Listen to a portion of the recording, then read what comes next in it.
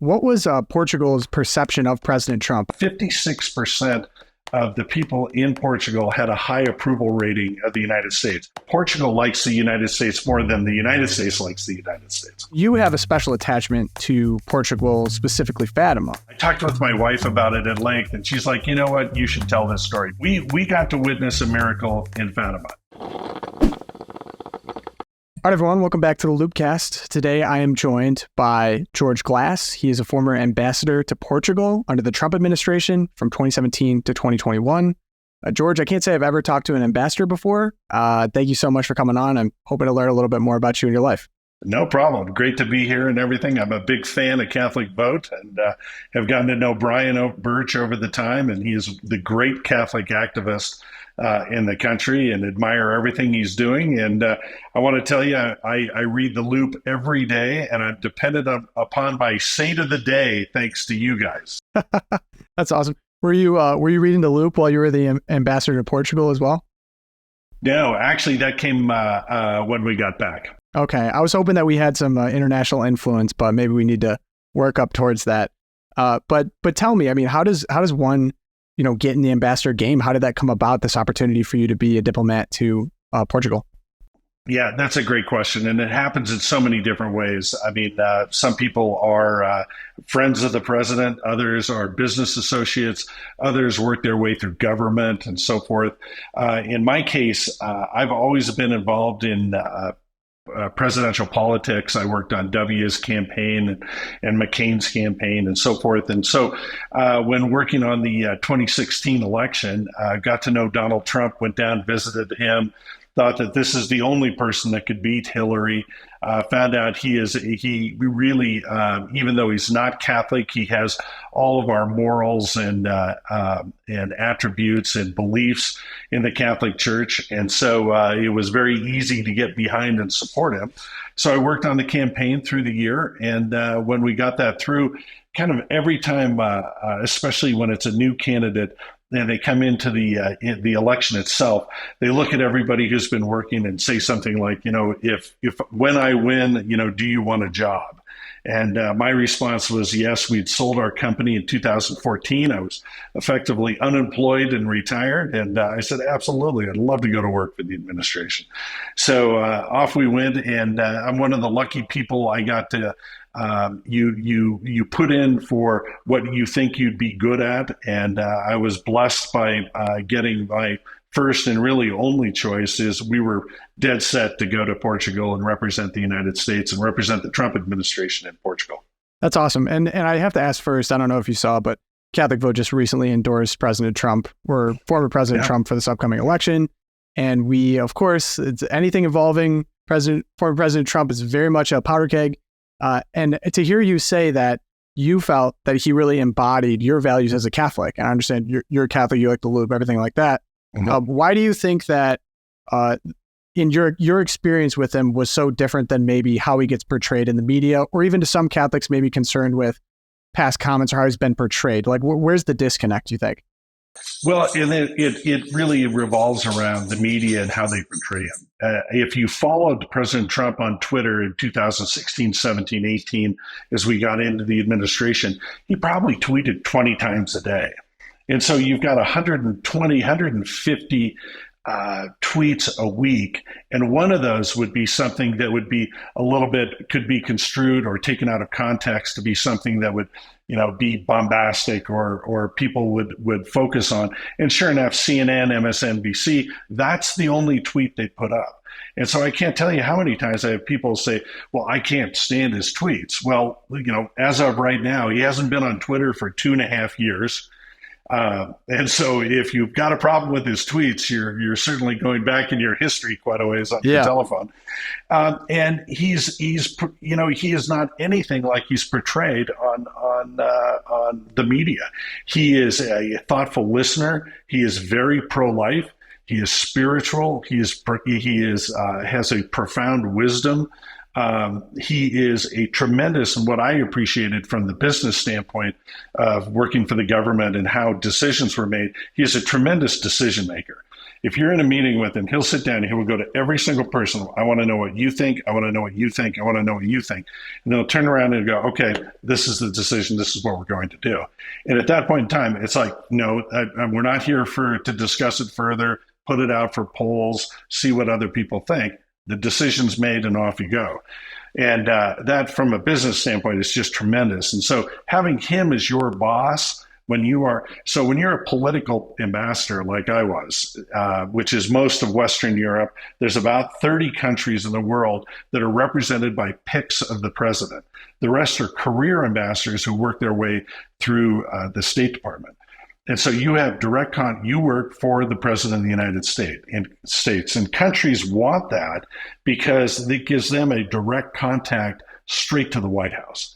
So it's a very good thing, and in both countries, we've been working under that premise for as long as our country's been in existence, and we're one of the only countries who do that. And so other countries run everybody through their foreign ministry or their State Department, and their career ambassadors. In our case, the president picks you, you go to your country, you represent the nation. That's really interesting. And I guess you can only really speak for Portugal and personal experience, but in other countries, what was Portugal's perception of President Trump? I know a lot of countries were kind of at least the media portrayed it to be, they're super nervous about how he's going to be taken internationally. Like, what was their perception of him? That's when we got there, I took a big poll across the country in Portugal, and there were a couple of very interesting things we found out. Portugal loves the United States. I mean, they're our second oldest ally in our history, and they love being part of that. They're one of the founding members of NATO. They're part of the EU, and they have a very close relationship with the United States. So as we took this survey, we came back and we found 56% of the people in Portugal had a high approval rating of the United States, which meant that Portugal likes the United States more than the United States likes the United States. So, good reminder for us. Yeah. These are very good friends of ours. And so as we went out and we discussed President Trump, they were nervous. They were very nervous because they weren't sure, he's portrayed, when you watch the news in Europe and you're watching English speaking news, it tends to be CNN. And so there weren't a lot of outlets that were representing really what we planned on doing. But what they figured out pretty quick is we were there to get things done. We were there to grow their economies. I mean, that's part of the Make America Great, is we can't be great if we don't have partners working with us. And so what Portugal immediately found out is we bumped up our trade numbers with them, went through the roof almost immediately. And so they all looked at it and said, well, if this is how it works, we're all in. So he became very well, it always teetered around approval ratings in the 40s, that kind of thing.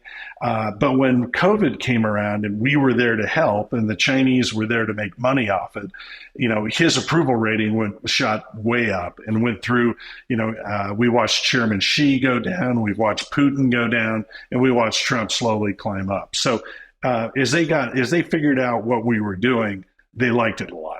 That's very interesting. And he ran a campaign on being a businessman and getting things done. So very interesting to see that trickle down internationally. But a few things really stuck out when I was doing a little research on you.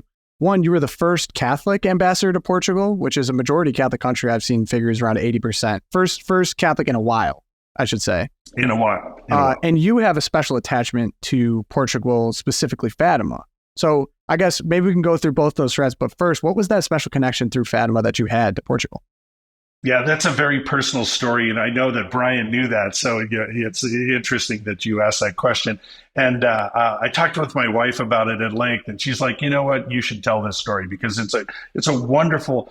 We got to witness a miracle in Fatima ourselves with our own eyes, and it was 2014. We'd sold the company, our Pacific Crest Securities, to KeyBank. We were on a trip to go visit friends up the Douro and go to Portugal. And my wife, Mary, she's a wonderful, wonderful Catholic woman. And she said, well, then we're going to go on a pilgrimage to Our Lady of Fatima. And so off we went, and we took another couple with us. And the woman who was with us was not Catholic. Her husband was a fallen away Catholic. And as we went to Fatima, we got a tour guide, and the tour guide looked at my wife and said, well, we have an excellent opportunity today. We can meet Lucia, who is one of the shepherd children. We can meet her niece, and she's the oldest living relative directly that knew Lucia and lived with her as a young girl. And of course, being the, I don't know how to describe myself, but on the business sense, I was looking at this is totally a money-making venture. We are not going to see, some relative of Lucia's. Yeah. And of course, my wife Mary turned around and said, oh, absolutely, we're going to go see her.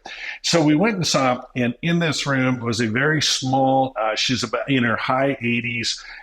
She was dressed in black. She was bent over. She had her rosary, and she was praying there with her eyes closed. And so we knocked on the door, and of course we pushed Mary in first, and off she went. And she went and kneeled down in front of her and said, we're very blessed to be here.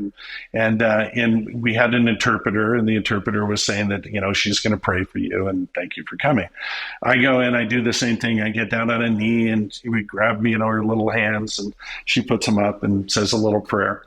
And then our girlfriend, Whitney, went in, and this elderly woman just jumped up, opened her eyes, grabbed her, pulled her to her. And it was a moment that the air got thick. Her husband, Jim, looked and said, what's going on? There's something going on here. This isn't right. And this elderly, wonderful saint of a woman just started rattling off in Whitney's ear in Portuguese. Well, none of us spoke Portuguese at that point in time. And we got done. She then slumped down, and Whitney looked, and we were like, oh my God, what happened? And she said, all I know is she told me that my faith will heal me. And that's all we knew. And we were like, and she said this all in Portuguese, and she didn't know Portuguese. All in Portuguese, and she didn't know any Portuguese. Huh. And so and none of us could understand anything. And she just turned around and she goes, no, she told me multiple times my faith is going to heal me. So she went home at the end of this trip, and there's another piece of it that I'll go back to. But at the end of the trip, she went back to LA. She was so taken aback by Fatima and Our Lady of Fatima and this experience that she began RCA classes, and she's joined the Catholic Church. She's one of the most wonderful Catholics. And shortly into that, she got very sick. They took her to the hospital, and they gave her an appendectomy. They took her appendix out, and they looked at it, and when they did the biopsy, the entire appendix was filled with cancer cells. Wow. The entire thing. And so they began immediately chemo and other things, and they soon discovered there wasn't a single other cell of cancer in her body, not one. And she still is cancer-free to this day. And they're like, this is just an absolute miracle that your appendix somehow just picked all this up, cleaned it out. And this is a woman who, says her rosary every day to Our Lady of Fatima. And so and then we went on to a church, and Mary had a similar experience. You know how every church in Europe, and especially in Portugal, has the little old lady begging in front. Yep. And this, she all rattled her basket at us as we went by, and we put in a little bit of change. But Mary goes, you know what, I'm going to give you something when I come back out, but I need to go inside. In English. The woman just looked at her. We came back out. The women grabbed her just like the lady in Fatima did, and started talking to her and said in Portuguese, because Mary turned around and goes, she just told me we need to go to this chapel over here. And it was a shrine to St. Joseph. And St. Joseph is who we'd been praying to, all along this. And so we've now come to the conclusion that, yes, you need to, silence your heart and silence your life to listen to God.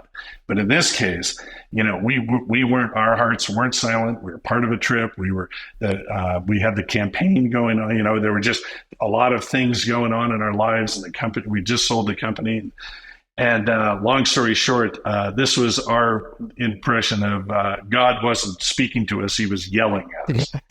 And so all of this, fast forward to the campaign, and when asked, what if I win and you want a job, what do you want to do? And I said, I want to be the ambassador to Portugal. And all the way through, Our Lady of Fatima kept showing up.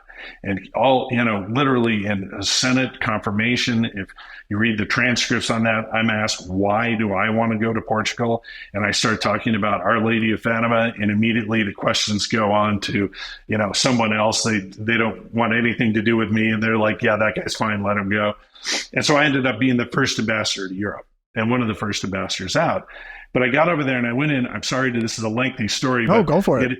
The moral to this story is they sit down, they take you in, and you have a big meeting with the president of your country. You hand over your documents that say you're plenipotentiary and you are the voice of America in that country. And in my case, with the president of Portugal, he said, well, let's take a minute and sit down and back, and I'd like to talk to you about some things we need to work on. And we go in back with 3 or 4 of his advisors, and it's just me from the American side. Nobody else is allowed him. And he looks at me and he goes, are you a believer? And I said, a believer in what? And he, of course, he turned around and he said, are you a believer in our Holy Mother of Fatima? And I said, absolutely. I say a rosary to her every day. And I said, that's why I'm here. And he goes, then that makes you as much Portuguese as I am. So let's go to work. And that's a gospel true story. And it's, we owe the whole thing to our Holy Mother. And that's why we were there. And we have no idea. We kept trying to figure out, we had to be sent here for a reason. We did a lot of things. We did a lot of things with the church. We did a lot of things with, went and met with the Pope. And, we did all kinds of different things, but I have never figured out why we were there. So someday we'll, when we get to heaven, we'll finally figure it out. I got some clues as to why you were there. I think God probably wanted you there if I were to make an educated guess. I mean, what an amazing story. Thank you for sharing that. I know it's very personal. And after you spent that time there, I'd be curious. I feel like I don't know much about the Portuguese people other than Ronaldo, which is so sad, but Ronaldo really sticks out to me. I know that they're Catholic. I know it's an amazing place from what it sounds like. Can you tell me a little bit more about the flavor of the Portuguese people and how their faith plays a role in their kind of everyday life? Yeah, it's a humble group. It's a wonderful society. I mean, the people are very spiritual. It's 87% Catholic. So it's one of the highest Catholic populated countries in the world. They've got a number of one of the interesting things is the cardinal in Lisbon is also the patriarch of Lisbon. Yeah. So they've got sort of they're high up in the hierarchy of the church. It permeates everything they do. And that's when you brought up the point of they hadn't had a Catholic ambassador there for a while, which is true. The last Catholic ambassadors, we were trying to figure it out. We came to the conclusion it was probably Frank Carlucci in 1974. And Carlucci went through the revolution. He became famous for, Henry Kissinger said, it's too dangerous. The Russians are taking over. The communists are taking over the government. You need to leave. And he said, no, I'm not leaving because I know that democracy can win. And on the top of the residence, which is still the ambassador's residence, he met with Mario Suarez, who then became prime minister.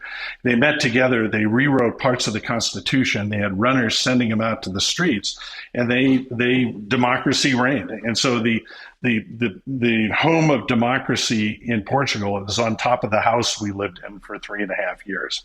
Wow. And so it's really, they're very intertwined with the U.S. But when it comes back to the Catholic side, it's part of their politics. It's part of their government. They certainly have a strong group of French Masons there whose mission is to destroy the Catholic Church. And so that's high in academia and politics and so forth. But there is a consistent battle that goes on with the Catholic Church that's every part of that community and every part of the populace and every part of the social network and the culture of what goes on in Portugal. Yeah, so they don't really have a true conception, and I almost hesitate to bring this up, but separation of church and state because it's so misunderstood. But it's so integrated both in politics and lifestyle that they wouldn't have that conception. Like they would just see it more as reality.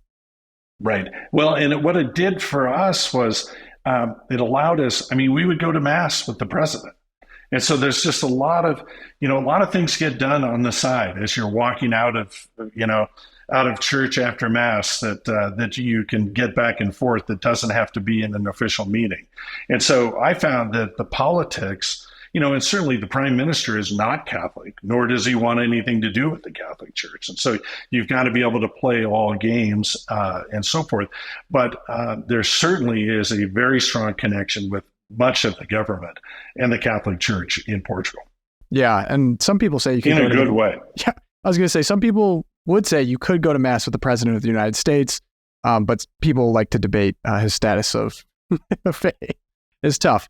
And that whole, on that note, that Pew poll came out in 2019 about the Eucharist, and that literally 2/3 of American Catholics don't believe that the Eucharist is the transubstantiation of the body of Christ. And that came to Portugal. I mean, the Portuguese looked at me and they were like, "Is that true?"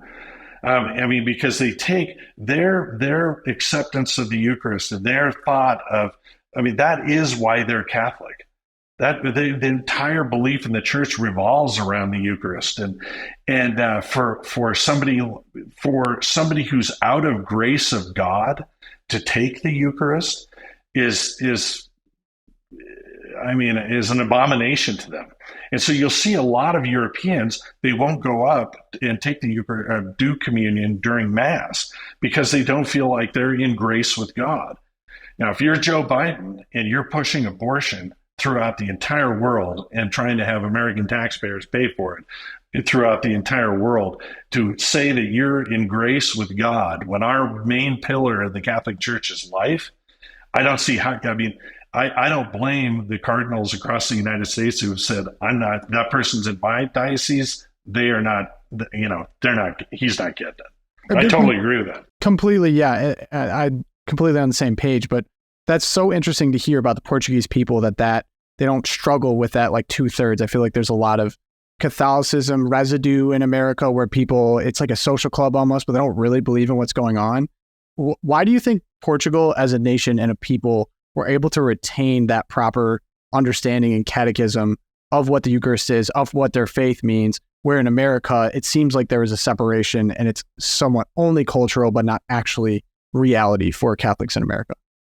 Yeah, that's a really good question, and I'm not sure I have the right answer for it. And so much comes with the history, and I think when we got there, we were told there was really a bit of suffering of faith in the Portuguese Catholic Church, in that you had 87% Catholic, but only a third of those or half of those were going to church. And we had a wonderful basilica, which was our neighborhood church. We got to go to, it's like going to St. Patrick's for your neighborhood for your every weekly Mass. It was awesome. But when we got there, we did see that it was probably a quarter full, a fifth full, and I thought, man, there really is some truth that there is not a lot of enthusiasm and momentum going on in the church. But by the time we left, it seemed like there was really a resurgence that went on, and I would say that number doubled easily in the time that we were there. Now, what's that attributed to? I don't know. There was a lot going on. You have, with World Youth Day was this last year in Fatima, in Portugal. And so a lot of that was beginning to get set up. And, so there was just a lot of enthusiasm coming on for the Catholic Church. And I think that had the most to do with it. But the historical, they are, when you look at like Catholic on a scale of 1 to 10, and if the average American's a 4 or 5, man, the Portuguese are 8 or 9s. They're very serious about it. That's awesome to hear. And you did a great job as an ambassador. I believe you've won a few awards from the State Department. And just to kind of give a picture to some of the audience, what does excellence look like for an ambassador? What is your day-to-day mission of like, what are you trying to accomplish? And then what would you consider to be success?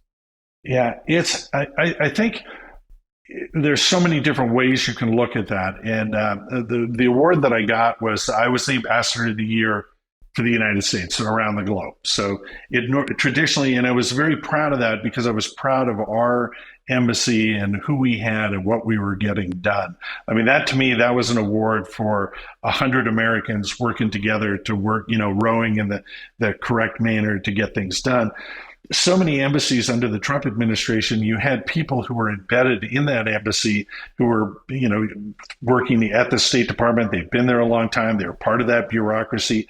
They may not have agreed with Trump's policies or what we were doing on foreign policy. And so they would, put up roadblocks and so forth. And we got total buy-in from our group. I mean, I just working with them. It was the greatest experience. And so that's what the State Department gave it to us for, was the ability to get things done, versus in years past, it's always gone to, the year before it went to John Huntsman, who was in Russia. It goes to the ambassador of China. It goes to the ambassador of India. It goes to the ambassador of huge countries or that did big deals. To have Portugal win that was a big surprise, believe me, because we're not, but we were hitting a lot bigger than our weight. It was, from the countryside, it was a great honor to be, and this was the president's doing. I was knighted with their highest civilian honor, and so I get to be Sir George in Portugal. I guess nobody calls. I mean, Mary calls me that when she's mad. That's. Sorry, I didn't address you with your proper title. Although, when I did Google, and I'm sure this is probably just annoying at this point, George Glass. I mean, the Brady Bunch. Do you get that? Yeah. All the time. All the time. And in fact, if you go to Marsha Brady's website, they have a fan website for Marsha Brady. She was, it was funny because the George Glass was Jan Brady, the middle girl's make-believe boyfriend. And so they brought it up in a number of shows and in the movies and so forth. But what was funny is on Marsha's site, it was like, finally, Jan overtook you. Her boyfriend's an ambassador, and you ended up with nobody. So I'm so glad that you are able to have a sense of humor about that. I feel like with that, it's like you either got to fully embrace it or just never talk about it. There's no in between. Like, because no matter how many medals you get for being an ambassador, you're always going to be overtaken by Google search SEO with George Glass from the Brady Bunch. So I'm glad that you have a sense of humor. I was even hesitant to bring it up. I know. Sorry.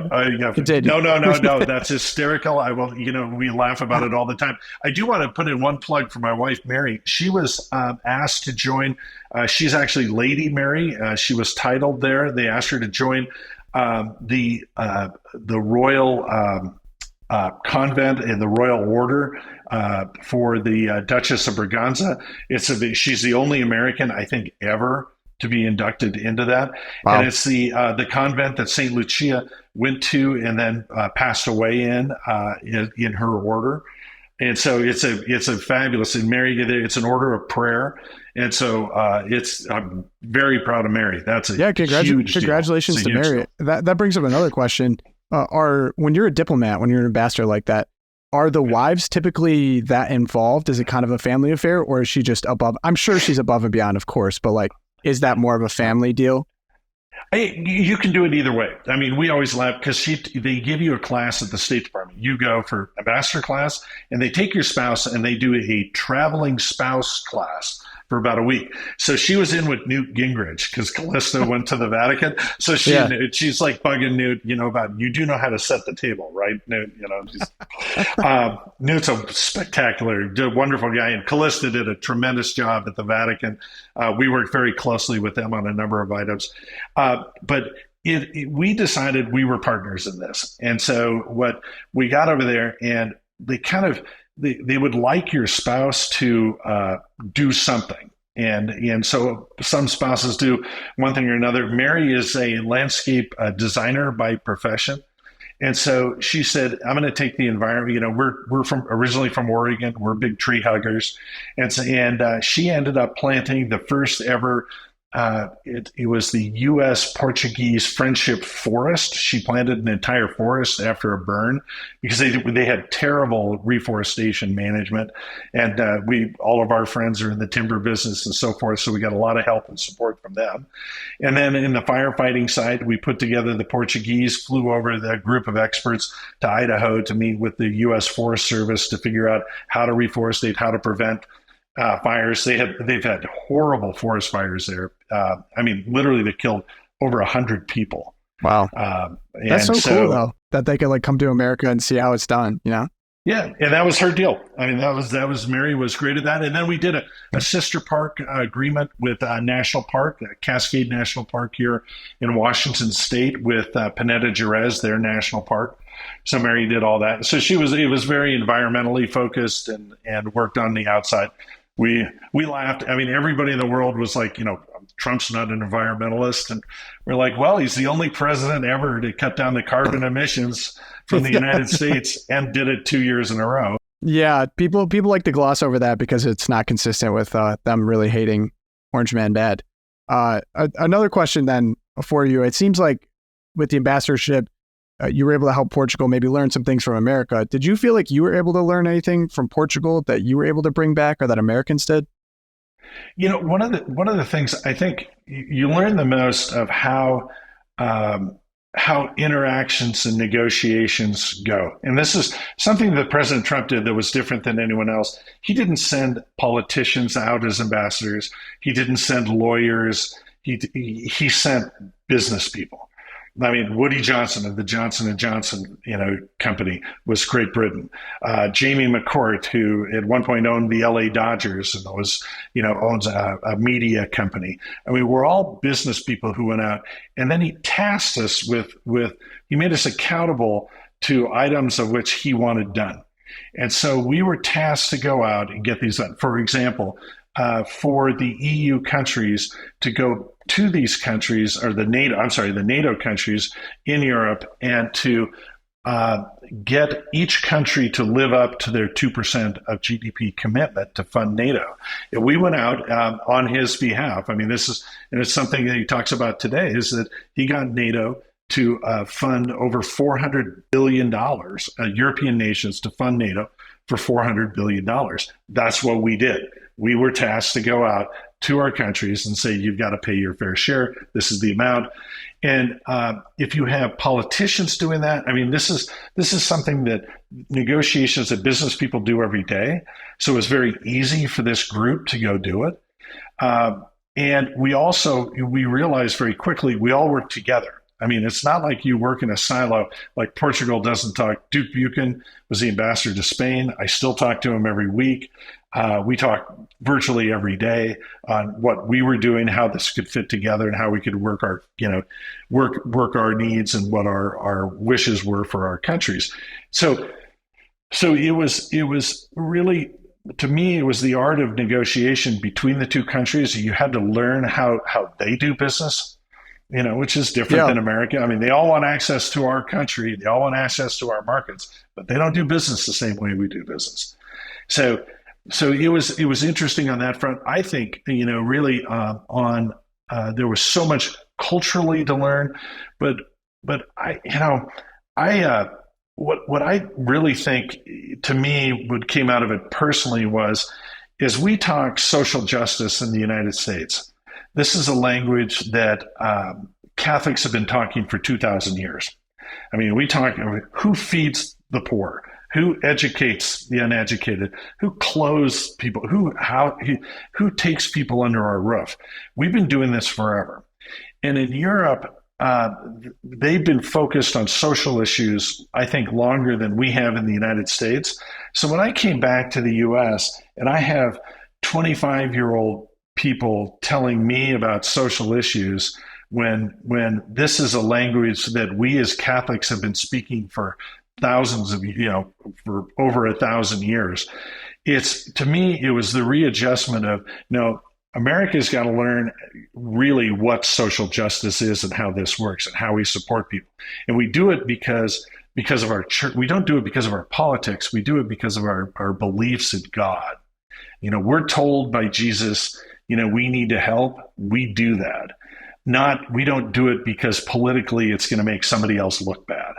And that, to me, then that's sort of the message I've been trying to bring out now that I've come back here for the last 3 years is, religious freedom is under attack in the United States. I mean, look how much violence has gone on towards Catholic churches.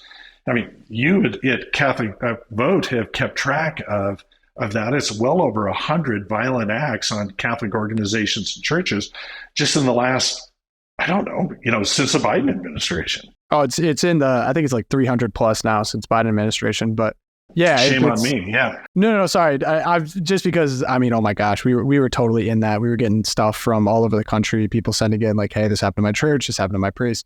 Crazy. Such an interesting topic though, and it's awesome to get the international perspective on it. I think you're absolutely correct.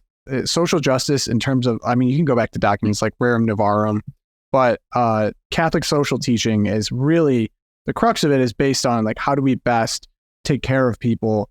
What justice is and what do we owe to people? What do we owe to one another?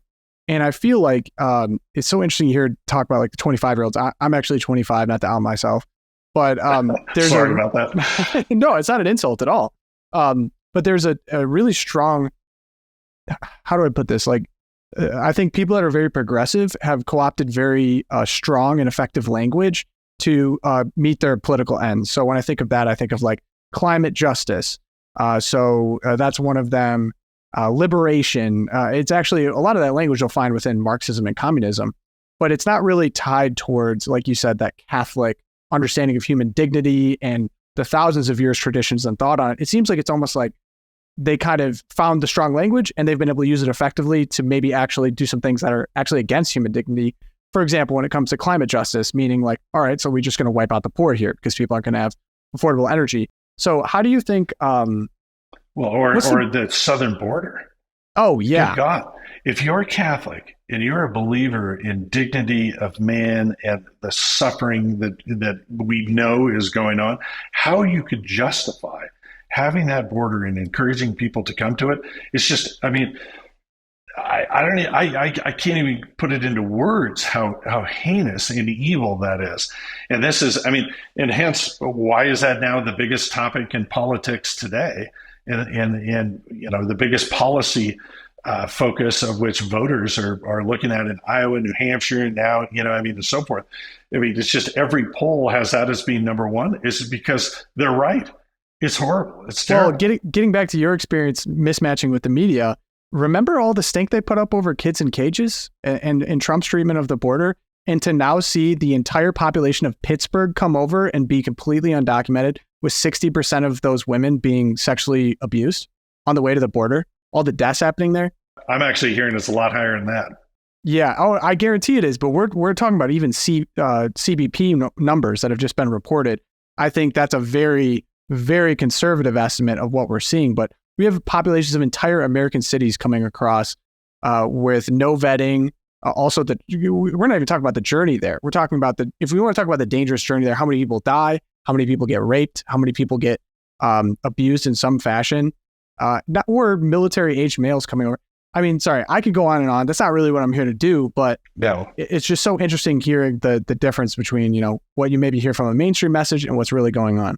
So I guess if I could finish, because we started with this and I'd like to end with this. Say you wanted, as someone with personal experience with President Trump and now multiple administrations, I think some people still are hesitant because he's not Catholic or because of things they've heard about him in the media. If you were to talk to, say, someone who's well-meaning, not in bad faith, wanting to understand why a Catholic would vote for someone like Donald Trump, what answer would you give them? Well, I think one of the most telling things, and so I hate leading by example, but I'll give you the example. There were more Catholics in the White House than maybe any other administration that we know of. They were having weekly rosaries in the White House. They've held mass in the White House. Prayer was brought back to the White House. Look at Joe Brogan, head of national policy, very Catholic, very wonderful human being. Brian Jack, who's on the campaign, running part of the campaign now, very Catholic. Vince Haley, running policy on the campaign, very Catholic. Kellyanne Conway, I had her to a prayer breakfast, and she described to everybody there her walk with Jesus. And boy, did that make a lot of media uncomfortable. And Larry Kudlow, who's on TV every day. Larry Kudlow, very Catholic, very. We had I think the most. I don't know.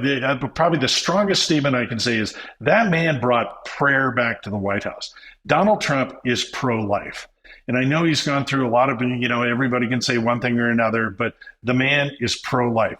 he loves praying with people. And you see the pictures and of evangelicals and everybody's praying together. I was down in California at a fundraiser with President Trump in November, and a woman stood up and said, "Mr. President, would you mind if we pray for you right now?" And the entire crowd put their hands up, and we're praying, and he's praying. And it's just, he is a God-fearing spiritual individual who has our faith in mind. And when he saw, I think you probably saw the video, but he saw the endorsement from CatholicVote. And he suddenly brought that up that night, at the speech he was giving in Iowa. He's like, "This is great, Catholic vote." Yeah. And he goes, "You know what? I did a lot for Catholics." And he did. Yeah. He did a ton for Catholics, and especially on the life front, and especially on immigration and on the border and dignity for human beings. And let's remember, when you talk social justice, the way you can do that on such a national level is to begin to put economic zones into poor neighborhoods that tend to be Black and brown. This man did more for the Black and brown communities economically than any president maybe in our history. And so that's something I'm super proud of. And this is a president that will talk to you about God. And we have a quote unquote Catholic that I'm not in the same church as Joe Biden is, I can tell you that. But this is somebody who won't talk about that, doesn't bring prayer to the White House. And so I get it. President Trump is not Catholic, but everything that he sponsors and helps, everything that we were doing in the White House. I mean, he was just a voracious fighter for religious freedom overseas and domestically. I can't tell you how many things we did regarding religious freedom. I was in, Israel 3 times working on that for the Trump administration. I mean, he created peace in the Middle East. Let's remember, Jesus asked us to pray for Jerusalem. He is unwilling to give up on what was going on. If you want to juxtapose where the Middle East is right now and where it was under the Trump years, it's like almost unrecognizable. Crazy. Even if you just wanted to go off of that, if you were in favor of international peace, it was pretty great during 2016 and 2020. We're not seeing the problems we see now. Even under the Obama administration too, it's not like he inherited a great Middle East either. I remember there was plenty of problems going on with Syria and the Red Line and everything like that. So, George, this has been so much fun. Thank you so much for coming on, sharing expertise. And if people want to maybe follow you or follow your work, or maybe you want to plug your foundation, now would be a good time. Well, we actually were transitioning a lot of that, so I'm going to thank you. But at this point in time, what I'm doing is I'm committed to working on the Trump campaign. We need to get that individual back into office. The day that we need to get Joe Biden out of the White House, and the day that happens will be a great day of celebration. But my sole focus is to get President Trump back in the White House, get this country back working in the right direction. And I think as we can promote peace and love and our Catholic values as we go. And we can do that. We proved it in 2016.